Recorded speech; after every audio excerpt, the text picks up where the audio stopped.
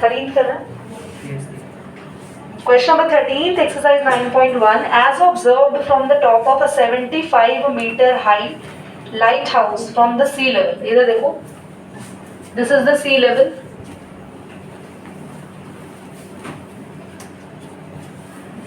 सी level से कितना बड़ा हाइट है आपका लाइट हाउस का 75 metre.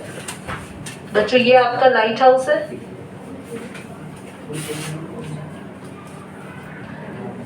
The angle of depression, ध्यान से देखेंगे, इसका फिगर ऑलरेडी प्रीवियस क्लास में मैंने बनवाया था आप लोगों से. एंगल ऑफ डिप्रेशन की बात हो रही है. दो शिप्स, देखो एक थोड़ा दिमाग लगाया करो बेटा. शिप्स तो यही होंगे, शिप 1, शिप 2. इसका एंगल ऑफ डिप्रेशन ये रहा, इसके लिए एंगल ऑफ डिप्रेशन ये रहा. डिप्रेशन का मतलब है नीचे देख रहे हैं.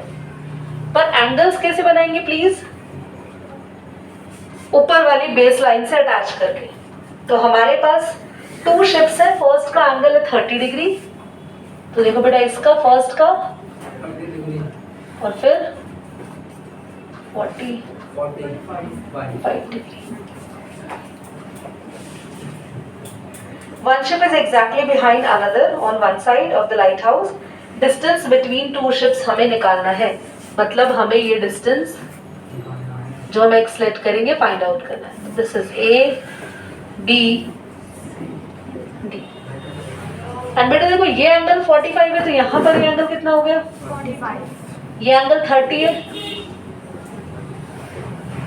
This will be 30. ठीक है. तो सबसे पहले पॉज करना. हमारे पास अगर हम देखें सबसे पहले DCB ट्रायंगल.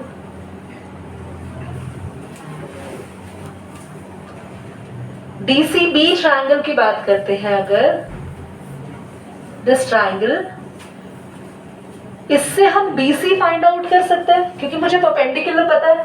मोंटी हमें परपेंडिकुलर पता है, हम क्या फाइंड आउट कर सकते हैं? बेस. तो परपेंडिकुलर और बेस का रिलेशन क्या होता है? जल्दी से. tan theta. Very good. tan theta, tan कितना? What is the value of tan 30 degree? Base BC 1/√3. 1/√3. बेटा आपके पास BC आने के लिए इसको ऊपर लेके जाएंगे. √3 यहाँ. ये अभी हमें काम आएगा तो हम इसको इक्वेशन नंबर 1 लेट कर लेते हैं. नेक्स्ट हमारे पास है DCA triangle, the bigger triangle. फिर से tan theta. Theta is 45 degree. Perpendicular, base पूरा AC.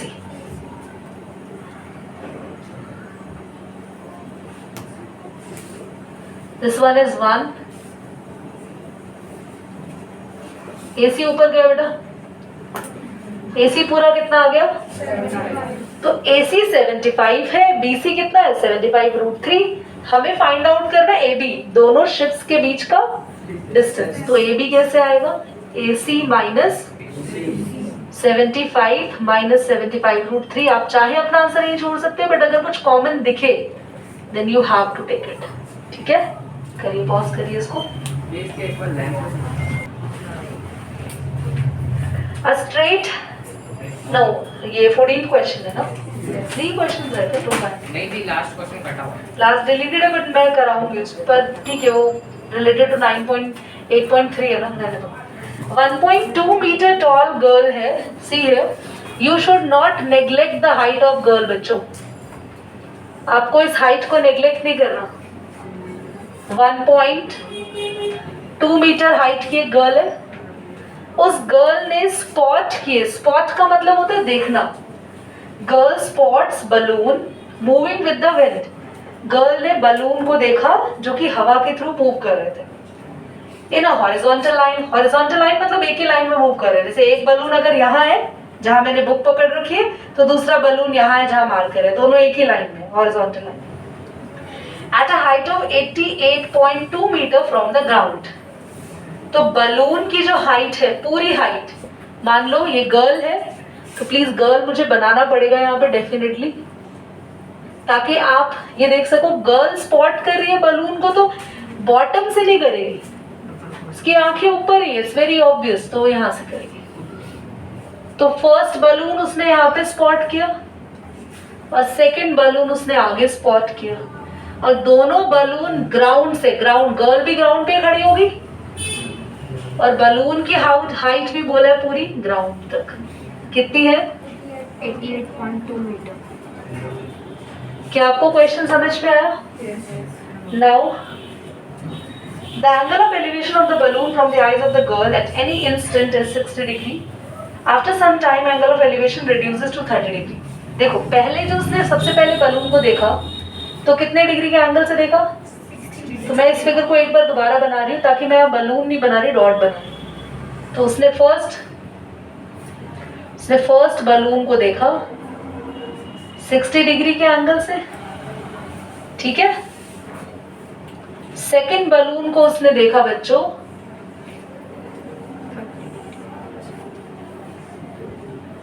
30 डिग्री के एंगल से। इतनी बात क्लियर हो गई? अब यहाँ बलून की हाइट, क्योंकि गर्ल की बराबर बलून से ली गई है, गर्ल जहाँ खड़ी है वहीं से बलून की हाइट भी मेजर की गई है, तो हमें पूरा नीचे से क्लियर कराना है इसको, ठीक है। अब हमसे क्वेश्चन में पूछा हुआ है find the distance travelled by the balloon during the interval. ये बलून जब यहाँ से यहाँ गया तो कितना डिस्टेंस उसने ट्रैवल किया? तो देखो ध्यान से सबको मार्क करेंगे, ए बी सी। हमें एडी डिस्टेंस निकालना है, ये डिस्टेंस फाइंड आउट करना है, तो मैं इसको एक्स मान, बेटा ये वाली हाइट पता है हमें 1.2, ये पूरी हाइट पता है, इसको आप पी क्यू आर मान लो, पूरा 88.2 है। बेटा 88.2 में से अगर आप 1.2 माइनस करोगे तो आपके पास आएगा 87। तो ये देखो क्योंकि ये 1.2 है तो ये भी 1.2 और ये हिस्सा भी कितना है, तो ये कितना बचेगा 87। अब अगर ये डिस्टेंस 87 है डी, तो ये भी डिस्टेंस, सबसे पहले ए बी सी ये ट्रायंगल लेंगे। पहले बलून को कितने डिग्री एंगल से स्पॉट किया था बच्चों? 60। तो ए बी परपेंडिकुलर है, वहां से क्या आ जाएगा? बेस आ जाएगा। इतनी बात समझ में आ रही है सब बच्चों को? तो हम लोग लेंगे triangle A B tan theta, बेटा थीटा कितना है 60, परपेंडिकुलर 80, बेस हमें फाइंड आउट करना है tan 60 √3। BC ऊपर चला जाएगा यहाँ पे 87 upon, this is your answer now for BC only. But मुझे BC नहीं कैलकुलेट करना, अगर आप दिमाग लगाओ तो मुझे BE करना है, क्योंकि BE से ही मुझे AB मिल जाएगा सेम है।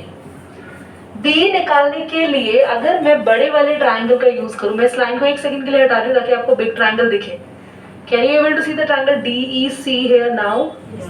दिख गया? वही सेम परपेंडिकुलर कितना, यहाँ से पूरा CE आ जाएगा, CE में से BC गया, ठीक है। तो बड़ा ट्रायंगल, इन ट्रायंगल बोलो DE, वही tan थीटा, थीटा कितना 30 डिग्री, परपेंडिकुलर 87 अपॉन बेस कितना है बच्चों? पूरा 1 अपॉन √3। तो AE कितना आ जाएगा? 87 के पास √3 चला जाएगा। बेटा AE आ चुका है, BC आ चुका है, मैं इसके बाद यहाँ नोट कर रही हूँ, तो आप लोग इसके बाद यहाँ नोट कर लेंगे। यहाँ से फाइंड आउट करना है B कैसे आएगा जल्दी बोलो। ये मैंने एक मिनट गलत नहीं करी, यहाँ AE लिख दिया, इसका बेस तो CE है। CE minus B, what is CE? What is BE? एक minute, BC, what is BC? LCM लेंगे, तो एलसीएम लेंगे तो देखो दोनों का एलसीएम क्या आएगा √3 यहाँ इससे मल्टीप्लाई होगा, √3 इंटू √3 87 इंटू 3 करेंगे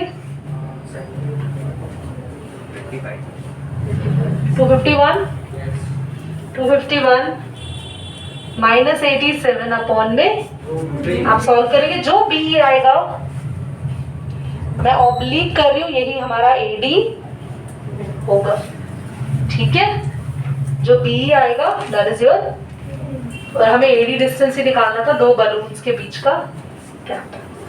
दीदी फिगर कौन सी बनानी है, ऊपर वाली नीचे वाली? वो मैंने समझाने के लिए बनाया था, ये कर दिया इसको। इसमें ये कैसे होगा?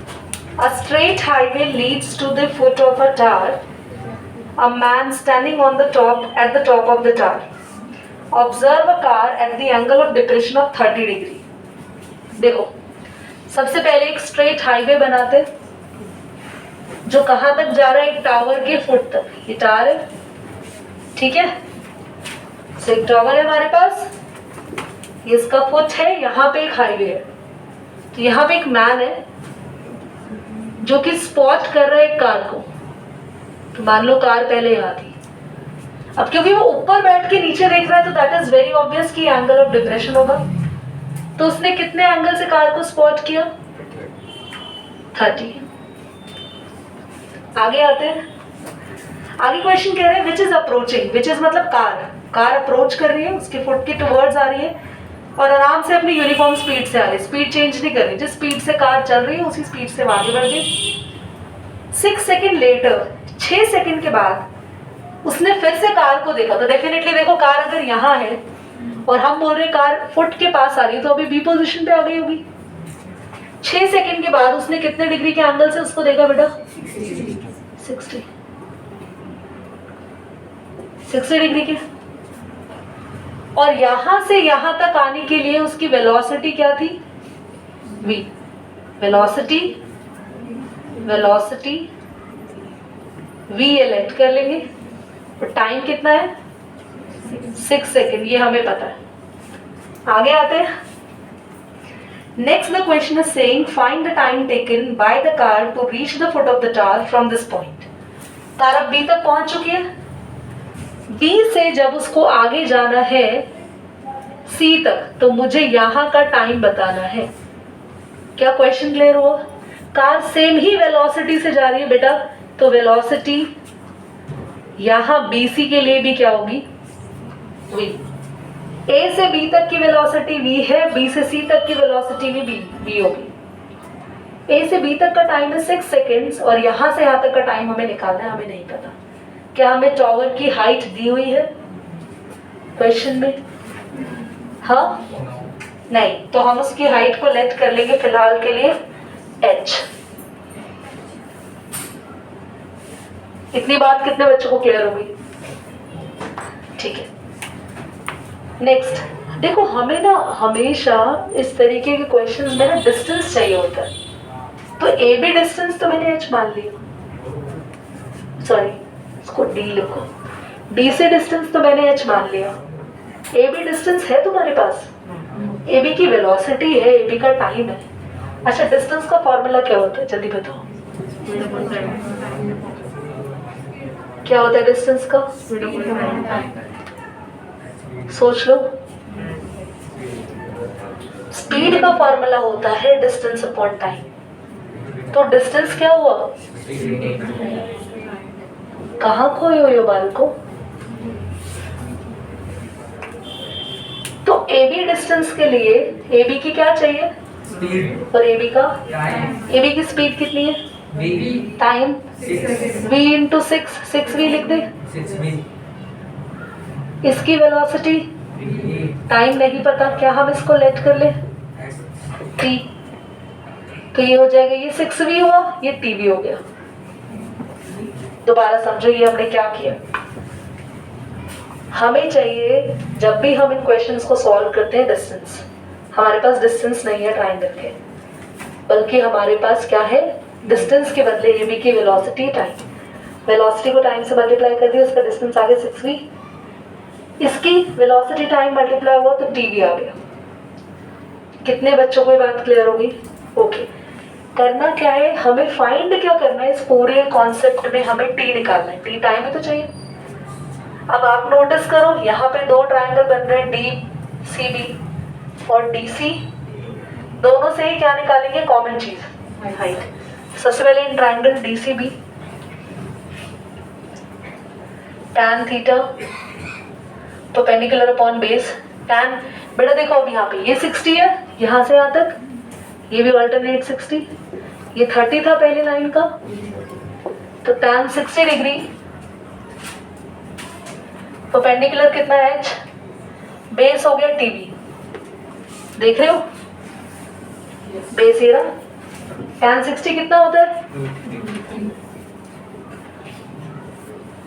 तो h आ गया √3 t v। कोई डाउट है यहाँ तक तो बोलो, कोई डाउट है? नेक्स्ट कौन सा ट्रायंगल लेंगे?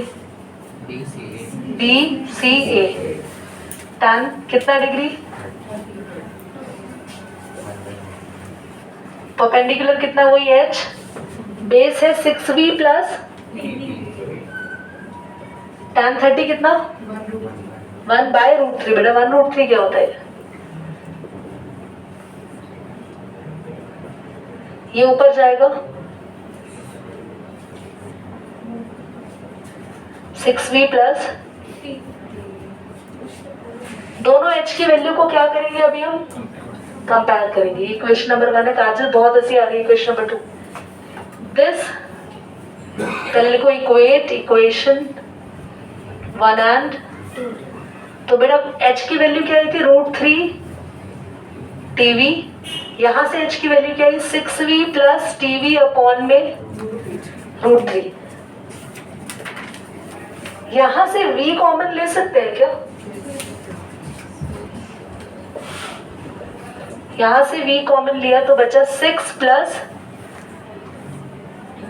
v से v, बेटा √3 इंटू √3 3t, स्वीटी नहीं है 3t, ये t इधर आके 3t में से माइनस होगा, 3t में से t गया 2t, हाँ जी 2t, तो ये t यहाँ रहेगा, 2 नीचे जाके 6 को कैंसिल करेगा, दैट इज 3 सेकेंड्स।